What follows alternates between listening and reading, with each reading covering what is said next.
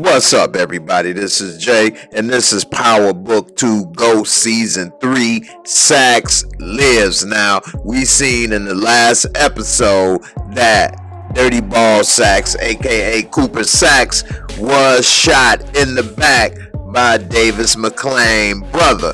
But did Saxe live and have something to say with his last breath, or did he leave something with his last breath that may point to those that had something to do with his death? I'm gonna break down my theory and tell you what I think. So before I do, let's recap it. We see Saxe meeting up with Davis on the rooftop. Davis sitting back getting tipsy with a little bit of beer, upset that his brother is not trying to be there with him now that he's gotten out of jail, and he's upset Davis has done something possibly shady to compromise it. But then Davis gets a call and he's finding out that Diana has now been arrested by them boys. He's about to go handle business, but he drunk until Dirty Ball Saxe convinces him, hey, let me handle it, you come back tomorrow,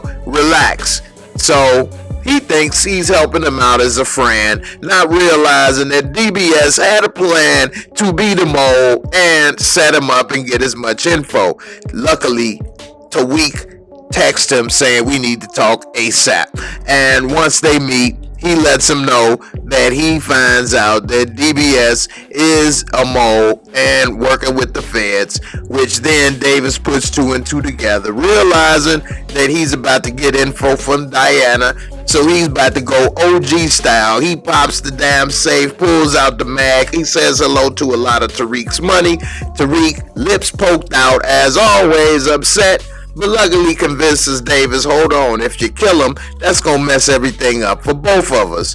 You need to go down there and handle business, and of course, don't let him know that we own to him. And he told Tariq, alright, let's do this. But I did like when he told him, get out of my way, little ninja, right when he was about to pop him. Later, we see that Jenny from the block and Saxe are still talking, and we see Tariq calls Davis and let him know that he handled the Tejadas. Now it's up to him to handle Dirty Ball Saxe. When he comes in, he sees Jenny still speaking with Saxe, and he realizes they are shady and they do have something extra going on. He didn't really hear too many details, but he pops in, and then of course they're both surprised.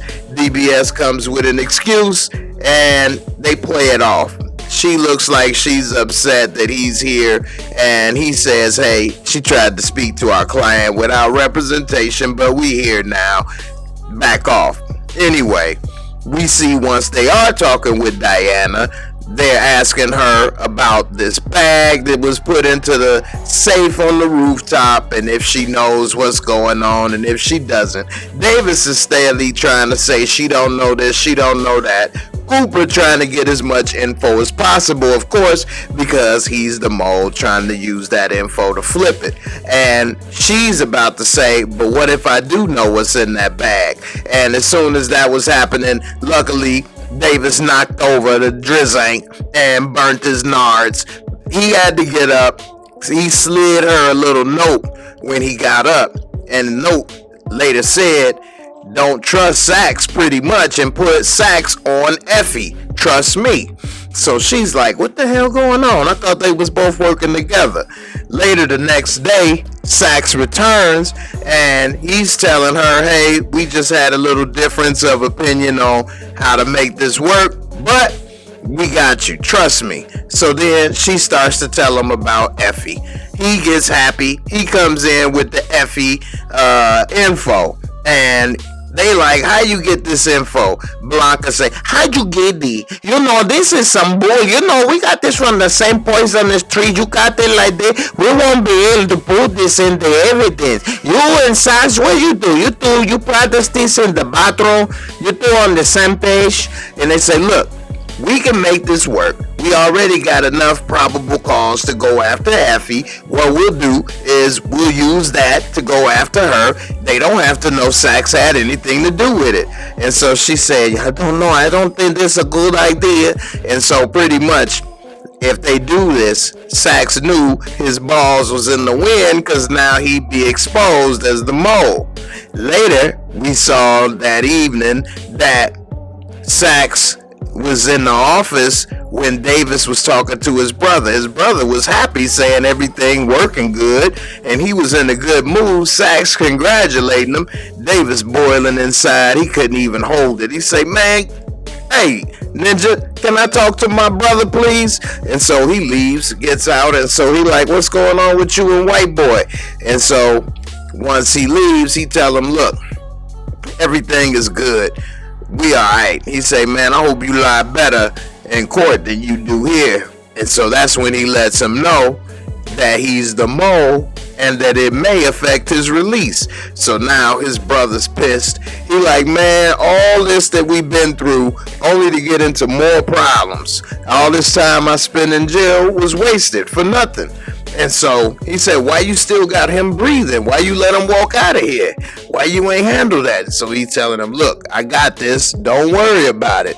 And so Davis' brother seemed a little upset about the whole situation. Later, we see Junior. He got his little radar ears and microphone on Effie. So we see Junior, he following Effie like they thought. See her picking up boxes like she worked for the Amazon. She loading it in. He taking pictures of everything, and he taking pictures of the boxes. But then Junior saw Effie, and he saw a little bit of that ass. He had to zoom in and take a picture of that right quick. Next thing you know, Junior like, oh, okay, hold on, let me investigate. Meanwhile, we see Saxe is getting the call, and Jenny is letting them know we moving in. They following them. You ready? It's about to go down. And he had to take one last look around. He see Davis, the man that helped save his career, everything he got going on. He about to throw it in the toilet for Jenny and for the law. And so next thing you know, we see they come after Effie, and once they swoop on, I don't know why she tried to run as if she was gonna be able to get away. She totally surrounded, and once they ended up catching her, they go inside the warehouse and investigate. And while inside the warehouse, Junior, he finds a bag of product. And so next thing you know, Junior and all the other people in there, they start testing it and everything. And once he tested, then he realizes, oh snap, this ain't good product. And then they do a little more, and they're like, this is sugar. And so then them ears, he gotta go radio him outside and let him know that, hey, this ain't no product. So they let her go. And so she like, here, let me go. So now the whole time, Tariq, he been sitting there watching on his phone through the cameras, the whole thing play out, the little master plan. And so later, DBS is getting the news from Jenny, chewing him out, talking about, you made me look stupid. You burned me. And he's like, wait a minute, hold on, I'm the one that got burned here. It's me now that everybody, they know I'm the one that's the mole. And so she's saying, no, you set me up. You working with them to make me look bad. I can't give you, any protection. And so he's upset. He's saying, set you up, make you look bad. I'm the one looking bad. And so he said, it's messed up. I really liked you. But only thing you can think about is your own job, your own ambition.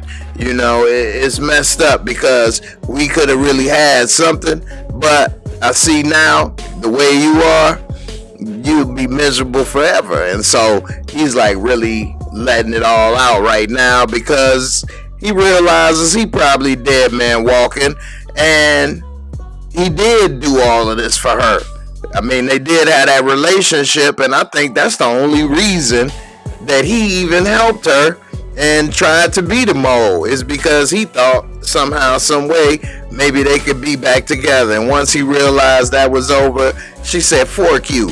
Never again. He had to walk off, and little did he know, damn, it didn't take long, because once he got in the car, he had death on delivery, and he was calling to tell Tariq, call the dogs off because I know where your mom and daughter is, and if you kill me, he couldn't even finish his sentence because next thing you know, we see Davis' brother got the 9 to his head telling him let's go. So now they on the way, they on the roll, and it's like, damn, man, he didn't even have a chance to even finish the voicemail.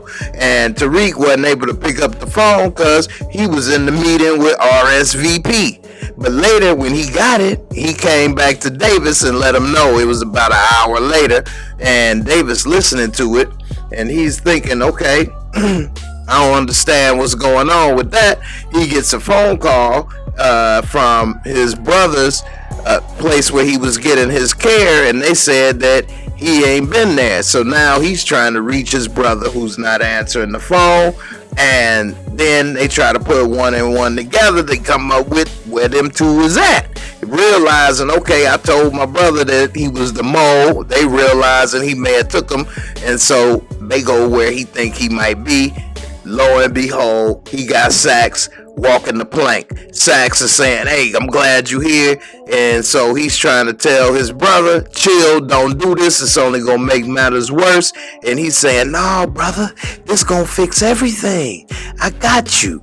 I got this. And he's saying no, because truthfully, now it's going to bring up more questions. Why would he want to kill the attorney that just got him free from prison after all these years? And so he's thinking that if he takes out Saxe, then he wouldn't be able to give him any more information, but it would just make them dig deeper. And so he's saying, hey, I was already about to die. The treatments ain't working. I got a month left. He kills Saxe by shooting him through the back, which could have been the heart or the lungs. A lot of good things are located right there. It's not looking good. And then while Saxe is feeling it and dropping, it's a lot of disbelief in his face. All the things that he went through, all the things that he's escaped, and now this is how he's going out, shot in the back on the lake, the ocean front. And so Davis and Tariq, they tried to plead with him. He pleads with his brother one last time, don't do it. And he said, I got you, brother. Everything gonna be all right. And I mean, the pain in his eyes, he put that flashlight to his dome, and it was over. Lights out, baby. And Davis broke down in tears. Tariq, say what you want, has been through a lot and seen a lot. His damn lips got stuck between the bars. It was so damn devastating to see all of that. And Davis, his brother's gone. DBS is now gone. How in the world is he going to be able to explain all of this? It's just going to make him dig deeper into everything that he's done. And hey, he may look like the consigliere now. Now, we saw Saxe laying there and they zoomed out. But while they zoomed out, we did hear ambulances in the background. Now, my theory is this. I don't think that he will live to survive necessarily, put it that way. I don't think he'll survive, but I do think that he may live long enough to possibly say something to someone in the ambulance, point to something, or if that is not the case, maybe one of the things that he did in his last moments was leave some sort of clue to point to those that may be responsible. I mean, we did see that last voicemail. It's no telling what else he may have done or tried to do. But we did hear for the next episode that Diana said that Saxe told her that they tried to set her up.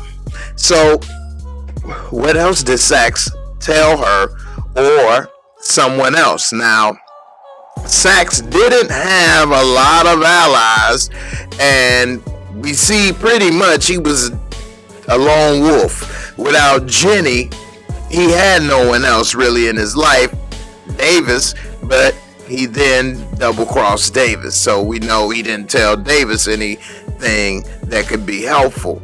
So my theory is that Saxe will not survive, but will live long enough to screw them, or one of the last things he did in his final moments was leave something to screw them for taking him out. It's going to end up being something that none of them will be able to do anything about, I believe. I mean, Diana, I believe, is going to find a way to get Monet in prison, and the Tejada family, they already on their last moments as well. Anyway, let me know what you think in the comments below. Thanks for watching, and I'll see you on the next one. Peace.